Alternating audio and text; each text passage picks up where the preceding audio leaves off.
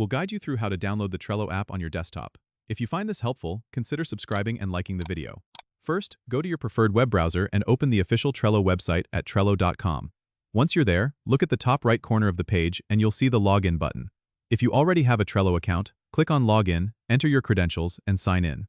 If you don't have an account yet, click on Sign Up to create one by following the prompts, which usually involve entering your email and creating a password. Once you're logged in, take a look at the sidebar on the left side of the screen. You'll see options like Home, Boards, and further down, there's a section labeled Downloads. Click on Downloads, and this will take you to a page where you can find the desktop app options. You'll see options for both Windows and Mac. Choose the one that matches your operating system.